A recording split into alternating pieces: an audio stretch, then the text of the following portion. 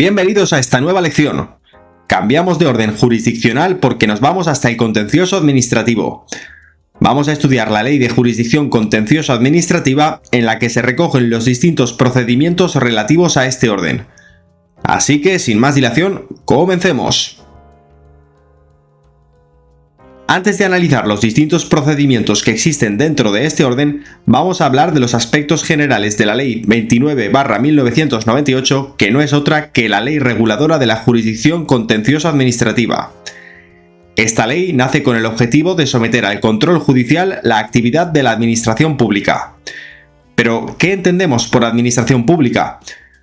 Pues entendemos como tal la Administración General del Estado, las administraciones de las comunidades autónomas, las entidades que integran la administración local y, en general, las entidades de derecho público dependientes de estos tres anteriores o vinculados a ellos.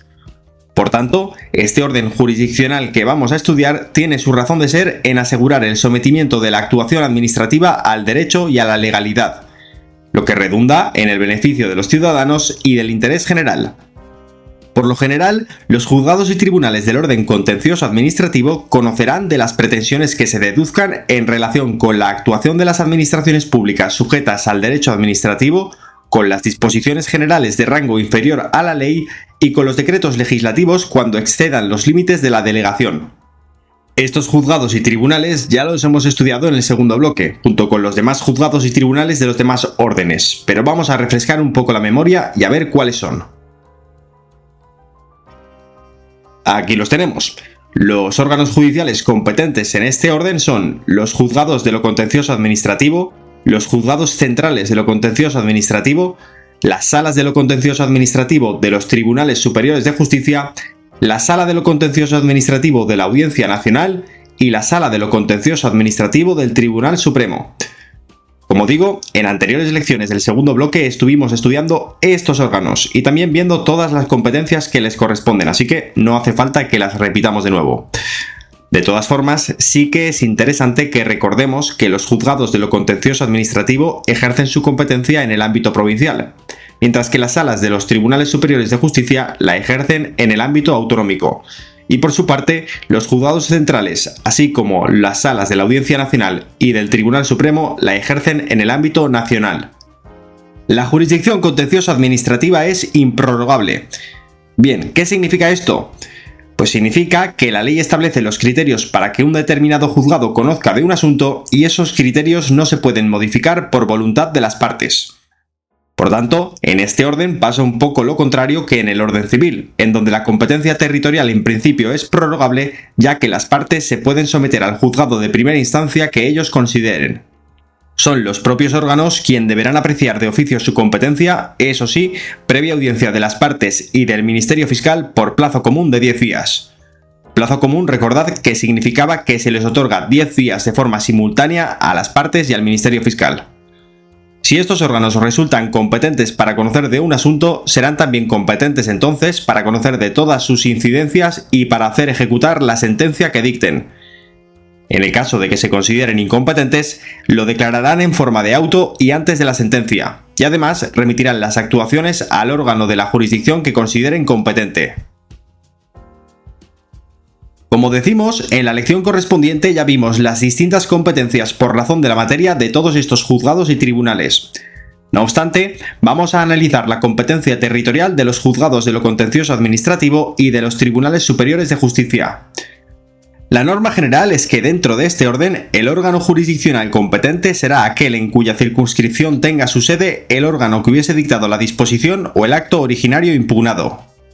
No obstante, si el recurso se dirige contra actos de las administraciones públicas en materia de 1. Responsabilidad patrimonial, 2. Personal, 3. Propiedades especiales y 4. Sanciones, en todos estos casos, el demandante podrá elegir si seguir la regla general que acabamos de comentar o si será competente el juzgado o tribunal en cuya circunscripción tenga dicho demandante su domicilio.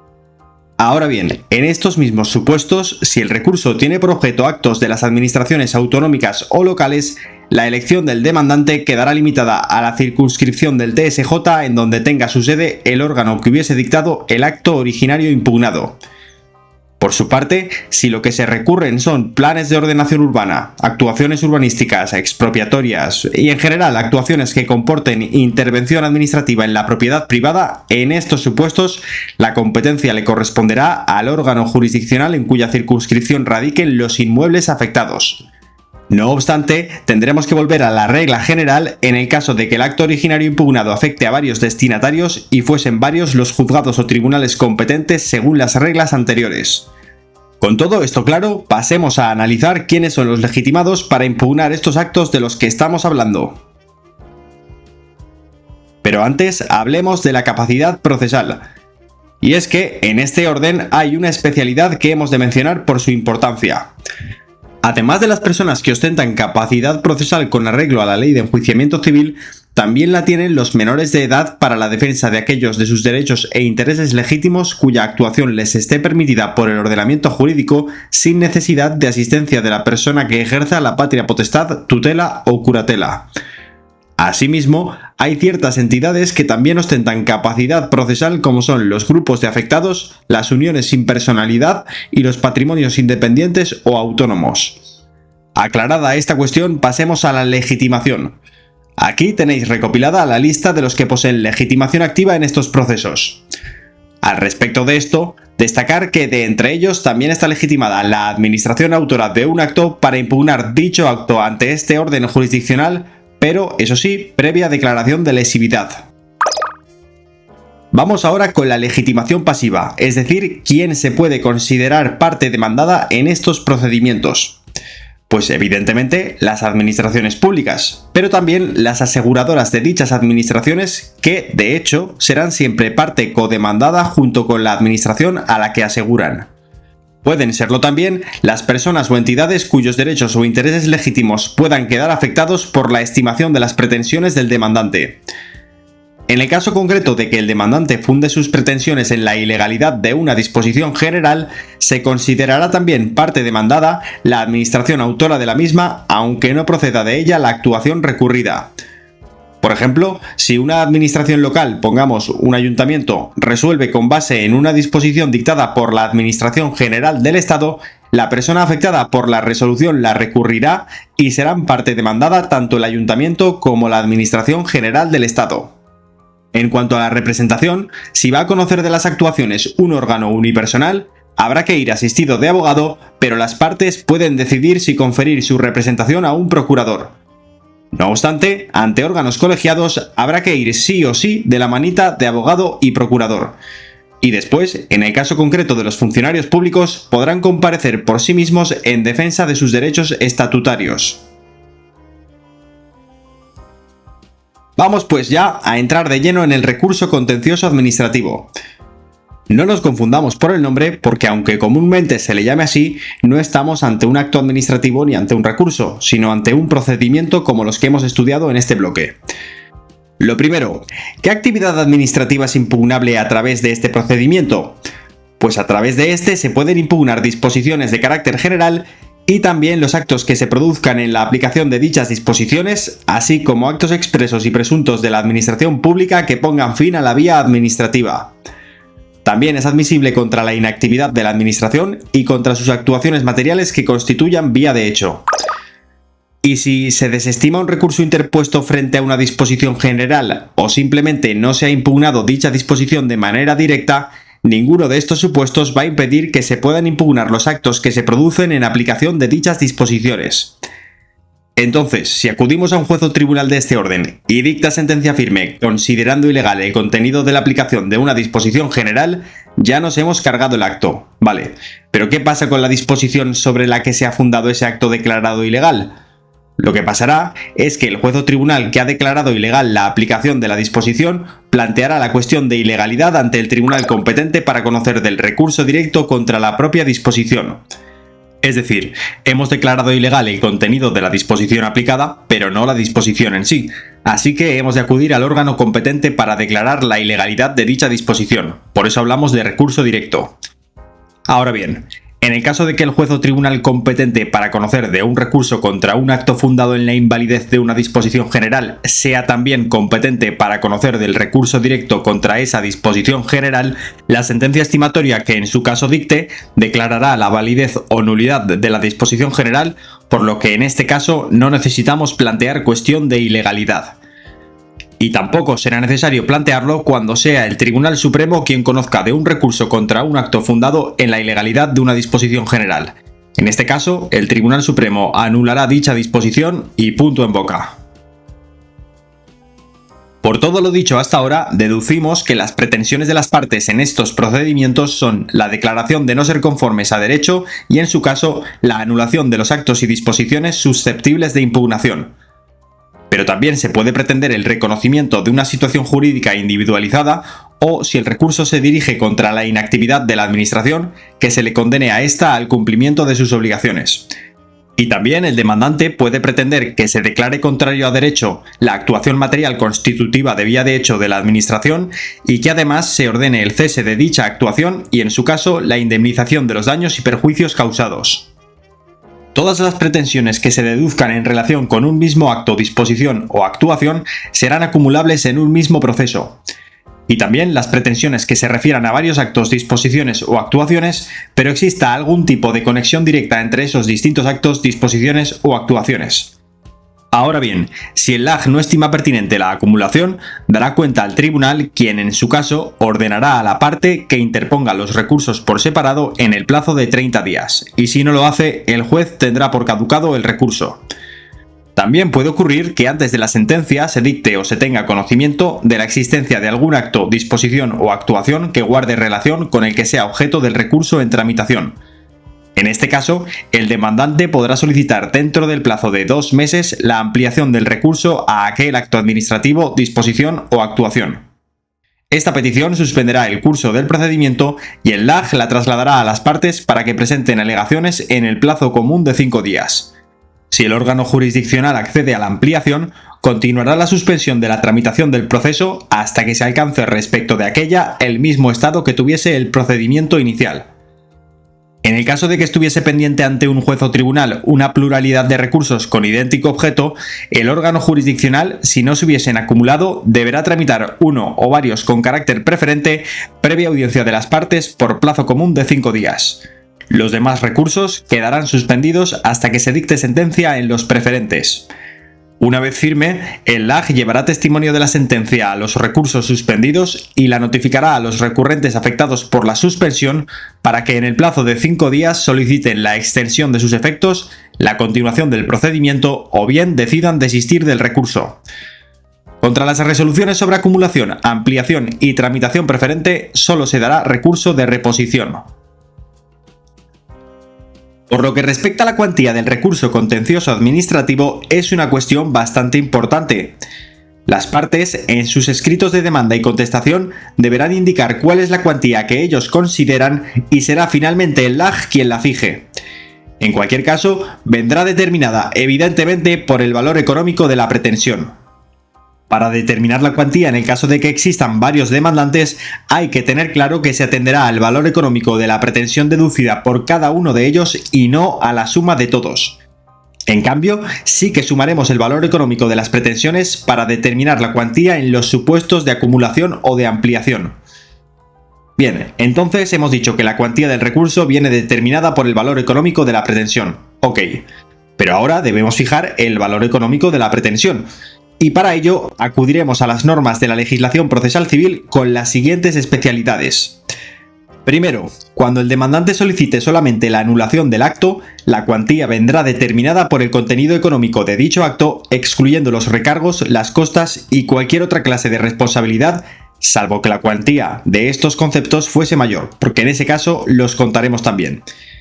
Y segundo, cuando el demandante solicite, además de la anulación, el reconocimiento de una situación jurídica individualizada o cuando solicite el cumplimiento de una obligación administrativa, en estos casos tendremos que ver si la administración pública denegó totalmente o reconoció parcialmente en vía administrativa las pretensiones del demandante. En vía administrativa, o sea, antes de acudir a los órganos judiciales contencioso-administrativos. Si la Administración denegó totalmente las pretensiones, el valor económico vendrá determinado por el valor económico total del objeto de la reclamación. Y si la Administración reconoció parcialmente, repito, en vía administrativa las pretensiones del demandante, entonces el valor económico será la diferencia entre lo reclamado en este proceso y lo reconocido en vía administrativa. De todas formas, no siempre se podrá determinar la cuantía. Hay determinados recursos que se reputarán de cuantía indeterminada, y son los recursos que versen sobre las materias que tenéis recopiladas en pantalla. Una de las primeras fases de este procedimiento es el de las diligencias preliminares, una fase necesaria cuando es la propia Administración la parte actora, es decir, la demandante. En estos supuestos, la Administración no necesita previamente interponer recurso en vía administrativa, sino directamente ante la jurisdicción contencioso-administrativa. Pero antes ha de proceder de la siguiente forma. Veamos. Aquí tenemos dos supuestos. Uno es que sea la propia Administración autora de algún acto quien pretenda demandar su anulación ante la jurisdicción contencioso-administrativa. En este caso, deberá previamente declararlo lesivo para el interés público. También podemos encontrarnos con que una administración pública interponga recurso contencioso-administrativo contra otra. En estos casos, antes de interponer dicho recurso, podrá requerir previamente a la otra administración para que derogue la disposición, anule o revoque el acto, etc. El requerimiento se dirigirá al órgano competente en el plazo de 2 meses contados desde la publicación de la norma o desde que la administración requiriente hubiese conocido o podido conocer el acto, actuación o inactividad. El requerimiento se entiende rechazado si dentro del mes siguiente a su recepción el requerido no contesta. Fijaos bien que en el primer supuesto hemos dicho que deberá y en el segundo que podrá. Es decir, en el primer supuesto no se admitirá el recurso contencioso administrativo si no se ha declarado previamente la lesividad. Pero en el segundo, el requerimiento que le hace una administración a la otra es potestativo, es decir, que no está obligada a ello antes de interponer el recurso. Y de nuevo, insisto, en ninguno de los dos casos cabe interponer recurso en vía administrativa. Y aunque sé que ya lo tenéis claro, pero por favor no confundáis el recurso en vía administrativa con el recurso contencioso administrativo. El recurso contencioso administrativo es el que se tramita ante los órganos judiciales y es lo que aquí estamos estudiando. Y ahora sí, pasamos a la primera fase del procedimiento. Esta fase se inicia con la presentación del escrito de interposición, el cual se caracteriza por ser muy sucinto. En el caso de recurso de lesividad que hemos comentado antes, se iniciará por demanda. En este escrito se deberá citar el acto, disposición, actuación o inactividad administrativa que se impugna y además deberá ir acompañado de los documentos recogidos en el artículo 45.2 de la Ley de Jurisdicción Contencioso Administrativa. En cuanto se haya presentado el escrito de interposición, el LAJ examinará de oficio la validez de la comparecencia y si la estima válida admitirá a trámite el recurso. Por el contrario, si el escrito no va acompañado de los documentos que hemos mencionado o si el LAJ observa cualquier defecto, requerirá a la parte actora para que en el plazo de 10 días los subsane. Y si no lo hace, pues nada, el juez declarará el archivo de las actuaciones y ya no podríamos seguir estudiando el procedimiento, pues porque se acaba. Ahora bien, hay defectos que no son subsanables y si el juzgado o sala, tras examinar el expediente administrativo, detecta alguno de estos defectos, inadmitirá el recurso. ¿Cuáles son estos defectos? Pues son la falta de jurisdicción o la incompetencia del juzgado o tribunal, la falta de legitimación del recurrente, que se haya interpuesto el recurso contra actividad no susceptible de impugnación o que haya caducado el plazo de interposición del recurso. Antes de continuar con el procedimiento, hagamos un pequeño paréntesis para repasar los distintos plazos para interponer el recurso. Empecemos por los dos supuestos que hemos visto antes en la fase de diligencias preliminares. El plazo para interponer recurso de lesividad será de 2 meses, 2 meses a contar desde el día siguiente a la fecha de la declaración de lesividad. En los litigios entre administraciones, el plazo para interponer recurso contencioso administrativo será de 2 meses, salvo que la ley establezca otra cosa. Si se procedió al previo requerimiento, el plazo de 2 meses contará desde el día siguiente al rechazo del requerimiento. Después, en el supuesto de impugnación de disposiciones o de actos expresos, el plazo para interponer el recurso es de 2 meses contados desde el día siguiente al de la publicación de la disposición impugnada o al de la notificación o publicación del acto que ponga fin a la vía administrativa. En cambio, si el acto fuese tácito, el plazo será de 6 meses contados a partir del día siguiente a aquel en el que se produzca el acto presunto de acuerdo con su normativa específica. Por su parte, cuando recurrimos por inactividad de la Administración, el plazo para recurrir también es de 2 meses, pero aquí hemos de distinguir dos supuestos para saber cuándo comienza a contar ese plazo de 2 meses.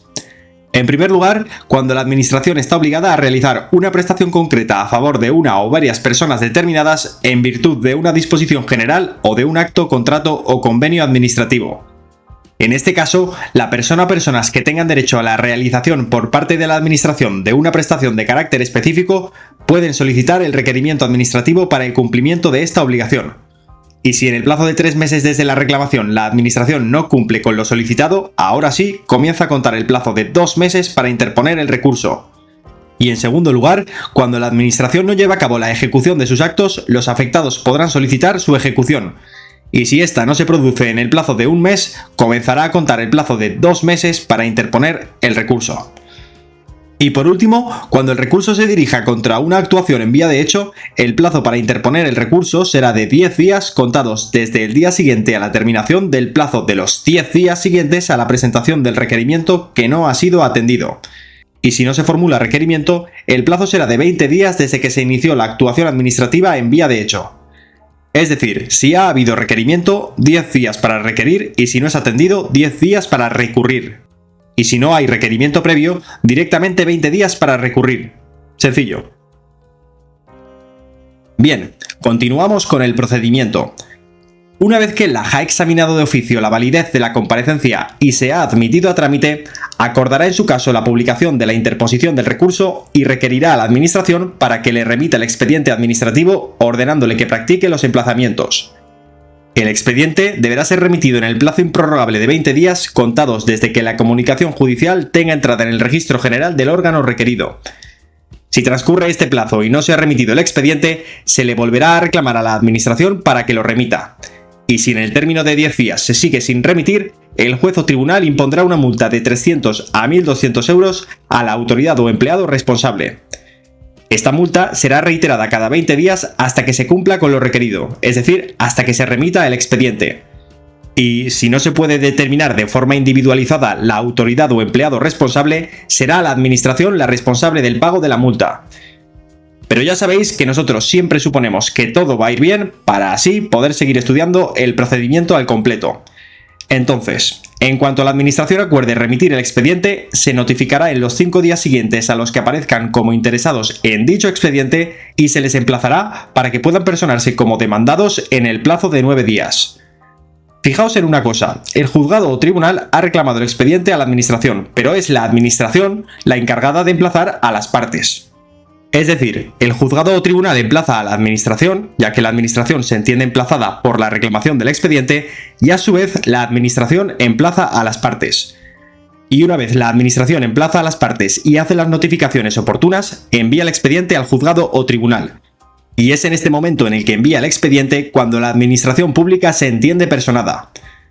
Recibido el expediente, el LAJ comprueba que se han efectuado las debidas notificaciones para emplazamiento y si ve que falta algo o que están incompletas, ordenará a la Administración que se practiquen las que considera que falten. Seguimos avanzando en nuestro querido procedimiento. Una vez recibido el expediente en el juzgado o tribunal y realizados los emplazamientos, se entregará el expediente al recurrente para que interponga demanda en el plazo de 20 días.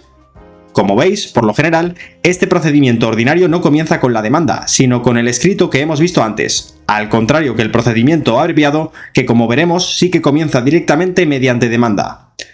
Por cierto, si son varios los recurrentes, pues formularán conjuntamente la demanda.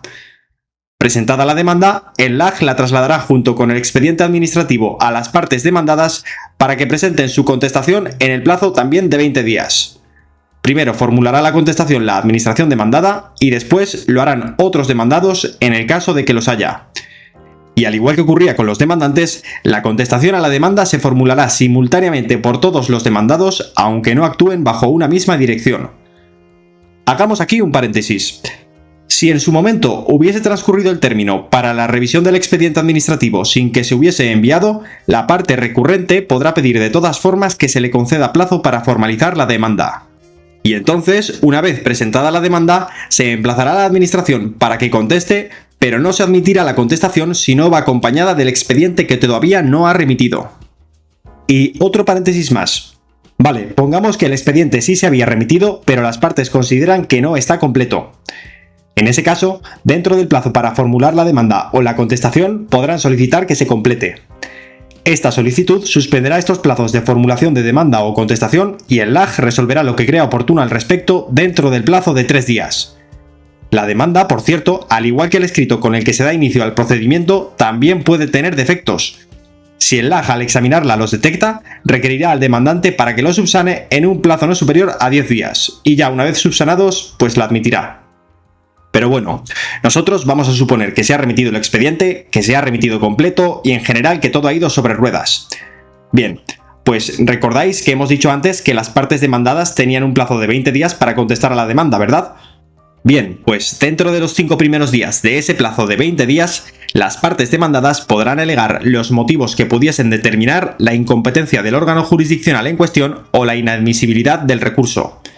El LAG dará traslado de este escrito de alegaciones previas por 5 días al actor, el cual podrá subsanar el defecto si procede en el plazo de 10 días. Si se dicta auto estimando las alegaciones previas, se declarará la inadmisibilidad del recurso y una vez firme, el LAG ordenará la devolución del expediente administrativo. Por su parte, si se dicta auto desestimatorio, se continuará con la contestación a la demanda en el plazo que reste. Vamos con la prueba. Se puede pedir el recibimiento del proceso a prueba, por medio de otro sí, en los escritos de demanda y contestación y en los de alegaciones complementarias. Seguidamente, se recibirá el proceso a prueba si existe entre las partes disconformidad de los hechos y además el órgano jurisdiccional considera que esos hechos son de trascendencia para la resolución del juicio. Ahora bien, si el objeto del juicio es una sanción administrativa o disciplinaria, el proceso se recibirá siempre a prueba cuando exista disconformidad en los hechos, y no hará falta valorar si son trascendentes o no. La prueba se desarrollará con arreglo a las normas generales del proceso civil y se practicarán en el plazo de 30 días. No obstante, se podrán aportar al proceso pruebas practicadas fuera de este plazo si los motivos por los que se practican fuera de plazo no son imputables a la parte que propuso dicha prueba. De todas formas, no solo las partes pueden proponer prueba. El tribunal también puede acordar de oficio el recibimiento a prueba si así lo cree conveniente. De la misma manera, desde que finaliza el periodo de prueba de 30 días hasta que el pleito es declarado concluso para sentencia, durante ese tramo, el juez o tribunal también puede acordar la práctica de cualquier diligencia de prueba que considere necesaria. Además de la solicitud de prueba, en los escritos de demanda o de contestación se puede solicitar que se celebre vista, que se presenten conclusiones o que el pleito sea declarado concluso para sentencia sin más trámites. Y aquí hay que tener algunas cosas claras. En este procedimiento, al contrario que los que hemos visto en otros órdenes, no se practica la prueba en la vista, a no ser que el juez o tribunal lo acuerde de oficio, pero por lo general el periodo de prueba se practica por escrito y tiene lugar antes de la celebración de la vista. En la vista realmente se presentan conclusiones, solo que en lugar de presentarlas por escrito, se presentan oralmente. Y si se acuerda el trámite de conclusiones por escrito, el plazo para formularlo será de 10 días sucesivos para los demandantes y demandados y simultáneo para cada grupo. Es decir, primero 10 días simultáneamente para todos los demandantes si hay varios, y pasados esos 10 días, otros 10 días simultáneamente para los demandados si fuesen varios. Celebrada la vista o presentadas las conclusiones, el juez o tribunal declarará el pleito concluso para sentencia. Y una vez declarado concluso para sentencia, esta se dictará en el plazo de 10 días. La sentencia estimará o desestimará el recurso o simplemente lo inadmitirá, y lo inadmitirá en los siguientes casos que tenéis recopilados en pantalla. Por su parte, la sentencia desestimará el recurso cuando la disposición, acto o actuación impugnados se ajusten a derecho. La inadmisibilidad y la desestimación del recurso tienen una cosa en común, y es que en ambos casos solo producirá efectos entre las partes. Ahora, si la sentencia es estimatoria y en virtud de esta se anula una disposición, acto o precepto, esto evidentemente producirá efectos para todas las personas afectadas. Y si se anula una disposición general, producirá efectos generales. Otra cosa es que con la sentencia estimatoria únicamente se reconozcan o restablezcan situaciones jurídicas individualizadas, ya que esto evidentemente solo producirá efecto entre las partes. Volviendo al caso anterior, si una sentencia estimatoria anula un precepto de una disposición general, esto no afectará a las sentencias o actos administrativos firmes que hayan aplicado este precepto antes de que la anulación alcanzase efectos generales. Eso sí, con una excepción, y es que si la anulación del precepto supone excluir o reducir sanciones que aún no han sido ejecutadas completamente, entonces la sentencia que anule el precepto sí que tendrá efectos retroactivos. En cualquier caso, los órganos jurisdiccionales no podrán determinar la forma en la que han de quedar redactados los preceptos de una disposición general que sustituya a los anulados. Pero el procedimiento no solamente puede terminar por sentencia. Otros modos por los que puede terminar son el desistimiento, el allanamiento, la satisfacción extraprocesal y la conciliación. Veamos el desistimiento. El recurrente podrá desistir del recurso en cualquier momento anterior a la sentencia. En este caso, el LAJ dará traslado a las demás partes y también al Ministerio Fiscal en los supuestos de acción popular por plazo de 5 días. Y si prestan su conformidad al desistimiento o no se oponen a él, se dará por terminado el procedimiento mediante decreto y se ordenará el archivo de los autos y la devolución del expediente. No obstante, si el LAJ aprecia daño para el interés público en este desistimiento, dará cuenta al juez o tribunal para que sea él quien resuelva lo que proceda. De todas formas, si son varios los recurrentes, el procedimiento continuará respecto de los que no hayan desistido. Hay que hablar de una situación que se puede dar, que es que la Administración haya reconocido totalmente en vía administrativa las pretensiones del demandante. Ojo, no en el procedimiento, sino que lo ha reconocido en vía administrativa. Y claro, como ha reconocido sus pretensiones, el demandado coge y desiste. Imaginaos que una vez ha desistido, la Administración coge y dicta un nuevo acto que revoca total o parcialmente el reconocimiento que dio. Ha ido de listilla, pero como ha ido de listilla, el actor puede pedir que continúe el procedimiento en el estado en el que se encontraba. Además del desistimiento del demandante, los demandados pueden allanarse cumpliendo los requisitos exigidos para el desistimiento. En este caso, el juez o tribunal dictará sin más trámites sentencia de conformidad con las pretensiones del demandante. Aunque, de nuevo, si fuesen varios los demandados, el procedimiento continuará respecto de los que no se hayan allanado. Hemos visto antes cómo la Administración puede jugar un poquito sucio y reconocer en vía administrativa las pretensiones del demandante y después revocar dicho reconocimiento una vez que el demandante ha desistido al ver que la Administración reconocía sus pretensiones. Pero si la Administración se porta bien, cumple lo que promete y reconoce totalmente en vía administrativa las pretensiones del demandante, se comunicará este reconocimiento al juez o tribunal. Y tras oír a las partes por plazo común de 5 días, el juez o tribunal dictará auto declarando terminado el procedimiento y ordenando el archivo del recurso y la devolución del expediente. Esto vendría a ser la satisfacción extraprocesal.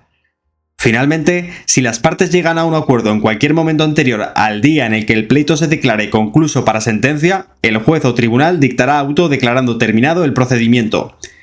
Eso sí, hasta que no se produzca ese acuerdo que implica la desaparición de la controversia, el procedimiento seguirá su curso, es decir, que no se suspenderá.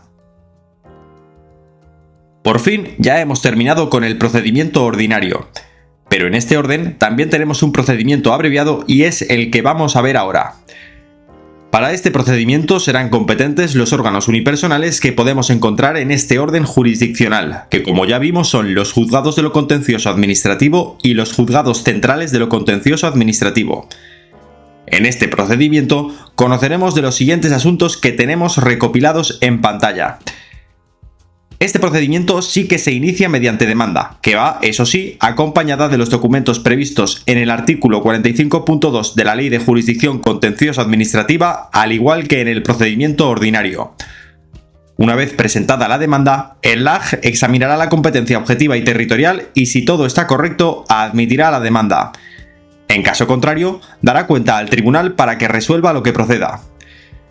Y ojo con esto, porque hay que diferenciar si en la demanda el actor solicita o no solicita que se practique prueba y se celebre vista.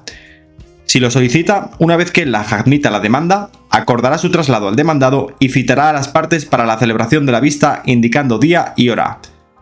También requerirá a la administración demandada para que remita el expediente administrativo con al menos 15 días de antelación del término señalado para la vista.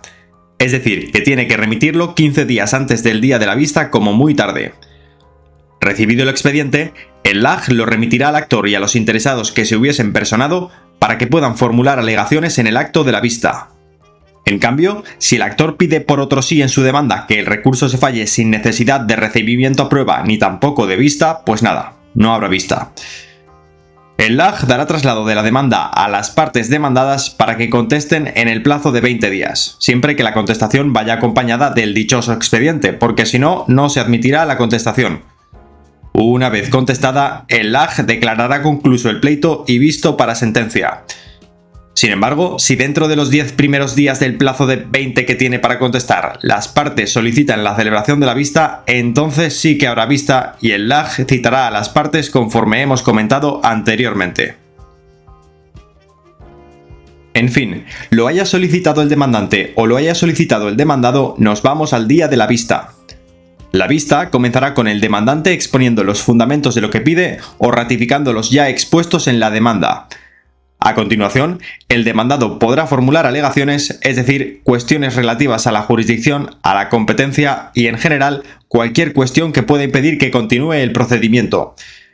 Pero si no se plantean ninguna de estas cuestiones o, una vez planteadas, el juez decidiese que ha de continuar el juicio, se dará la palabra a las partes para fijar con claridad los hechos en los que fundamentan sus pretensiones. Y en caso de no haber conformidad sobre estos hechos, se propondrán las pruebas y se practicarán las que se admitan. En este procedimiento, los medios de prueba se practicarán del modo previsto para el juicio ordinario si no son incompatibles con sus trámites. La diferencia que hay entre este procedimiento y el ordinario con respecto a la prueba es el carácter oral de las mismas. Y es que en este procedimiento, las preguntas para la prueba de interrogatorio de parte se propondrán verbalmente sin admisión de pliegos y no se admitirán escritos de preguntas y repreguntas para la prueba testifical. Por el contrario, la fase de prueba en el procedimiento ordinario era fundamentalmente por escrito. Una vez practicadas las pruebas y tras las conclusiones, se concederá la última palabra a las partes si así lo desean antes de dar por concluida la vista. En el plazo de los 10 días siguientes, el juez dictará sentencia y ya tenemos un procedimiento más en el bolsillo. Como último comentario, simplemente apuntar que en este procedimiento abreviado se aplican de manera supletoria las normas generales del procedimiento ordinario. ¿Pensabais que venía ya el mini test? Pues no, todavía no. En este orden también encontramos procedimientos especiales y me temo que hemos de estudiarlos. El más importante seguramente sea el procedimiento para la protección de los derechos fundamentales de la persona, recogido en el capítulo primero del título quinto de la Ley de Jurisdicción Contencioso Administrativa, y fijaos si es importante que tiene carácter preferente con respecto a otros procedimientos. Este recurso tiene por objeto determinar si ha existido una vulneración por parte de la Administración de los derechos fundamentales recogidos en los artículos 14 a 29 de la Constitución. Con base en esta vulneración, se pueden formular las pretensiones que tenéis recopiladas en pantalla. Además de ser preferente, este procedimiento se caracteriza por su rapidez, ya que, aunque se tramita exactamente igual que un procedimiento ordinario, los plazos están bastante reducidos. Por lo tanto, fijémonos sobre todo en los plazos. El plazo para interponer este recurso es de 10 días desde el día siguiente al de la notificación del acto, al de la publicación de la disposición impugnada, al del requerimiento para el cese de la vía de hecho, etc. Presentado el recurso, en ese mismo día o al siguiente, el LAG requerirá con carácter urgente al correspondiente órgano administrativo para que remita el expediente en el plazo máximo de 5 días. Una vez el expediente es remitido al juzgado, se deberá poner a disposición de las partes para que en el plazo de 48 horas puedan formular alegaciones.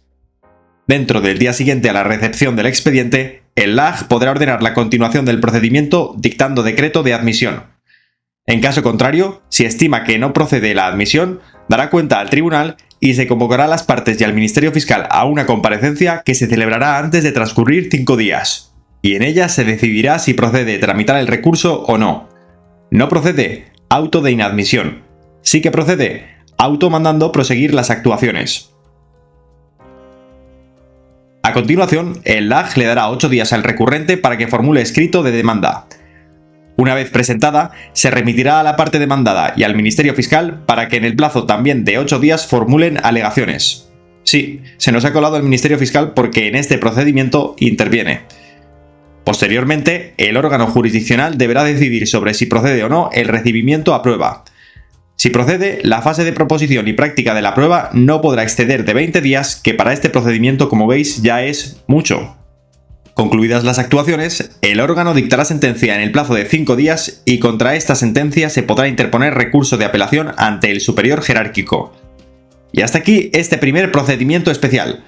Pero nos quedan 2 más. ¿Vamos a por ellos? Vamos a por ellos. El siguiente procedimiento es la cuestión de ilegalidad y es similar a la cuestión de inconstitucionalidad que estudiamos en el primer bloque en la lección relativa al Tribunal Constitucional. Se introdujo este procedimiento que vamos a ver ahora para filtrar aquellos reglamentos que puedan ser ilegales. Bien, cuando un juez o tribunal hubiese dictado sentencia estimatoria por considerar ilegal el contenido de una disposición general aplicada, pero no fuese competente para anular dicha disposición en un recurso directo, deberá plantear esta cuestión de ilegalidad ante el tribunal competente. Entonces, el juez o tribunal la plantea mediante auto dentro de los 5 días siguientes a la firmeza de la sentencia. En este auto se acordará emplazar a las partes para que, en el plazo de 15 días, puedan comparecer y formular alegaciones ante el tribunal competente para fallar la cuestión. Y una vez terminado este plazo para personarse y formular alegaciones, el LAJ declarará concluso el procedimiento y se dictará sentencia en los 10 días siguientes a dicha declaración. El plazo para dictar sentencia se puede interrumpir en el caso de que el tribunal reclame el expediente de elaboración de la disposición cuestionada o practique alguna prueba de oficio. Como digo, se interrumpirá el plazo para dictar sentencia y el LAJ dará audiencia a las partes por plazo común de 5 días para que se pronuncien sobre el expediente o el resultado de la prueba. La sentencia estimará o desestimará parcial o totalmente la cuestión y si falta algún requisito procesal insubsanable la inadmitirá. En cualquier caso, una vez sea firme, la comunicará al juez o tribunal que planteó la cuestión y no afectará a la situación jurídica concreta derivada de la sentencia dictada por el juez o tribunal que planteó la cuestión de ilegalidad.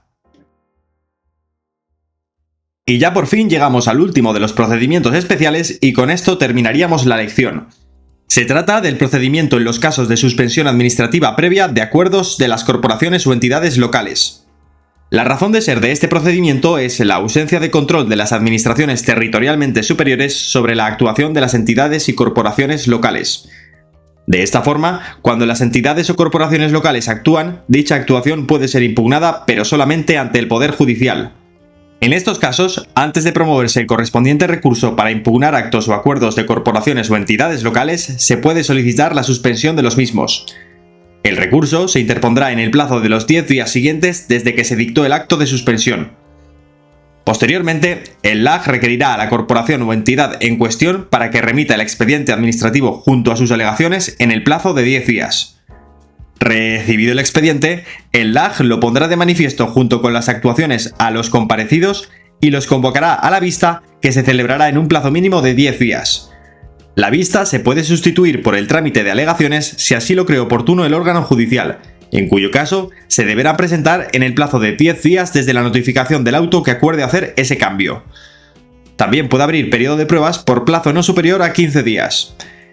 Y finalmente, una vez celebrada la vista o presentadas las alegaciones, se dictará sentencia la cual anulará o confirmará el acto o acuerdo de la corporación o entidad local. Y también se decidirá lo que proceda con respecto a la suspensión. Y ahora sí, amigos, terminamos con esta larga lección. Como viene siendo habitual, os dejo un esquema general del procedimiento contencioso administrativo ordinario que hemos estudiado en esta lección.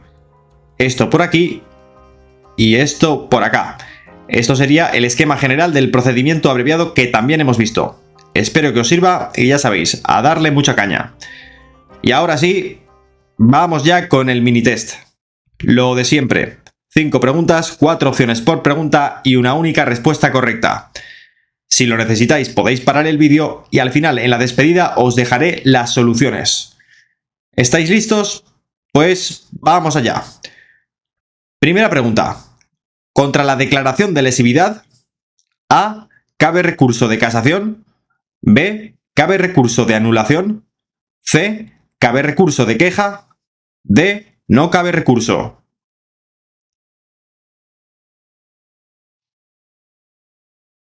Segunda pregunta.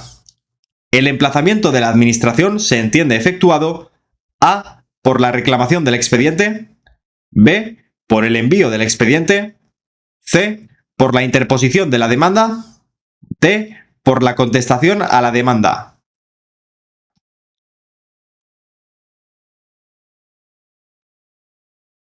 Tercera pregunta. En los supuestos de acumulación o de ampliación de pretensiones, la cuantía vendrá determinada A. Por el valor de la pretensión de mayor valor, B. Por el valor económico de la última pretensión acumulada o ampliada, C. Por el valor económico de la pretensión que primero se acumuló o amplió, D. Por la suma del valor económico de las pretensiones.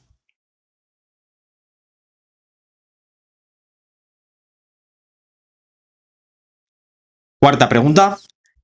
En las actuaciones ante los órganos colegiados en el orden contencioso administrativo, A. No será preceptiva la asistencia de abogado ni procurador, B. Solo será preceptiva la asistencia de abogado, C. Solo será preceptiva la asistencia de procurador, D. Será preceptiva la asistencia de abogado y procurador.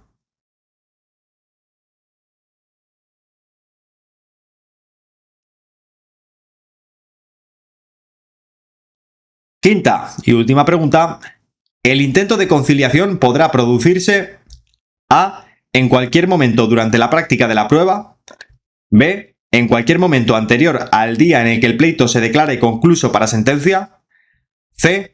En cualquier momento anterior al día en el que las partes presenten sus escritos de conclusiones, D. Ninguna es correcta.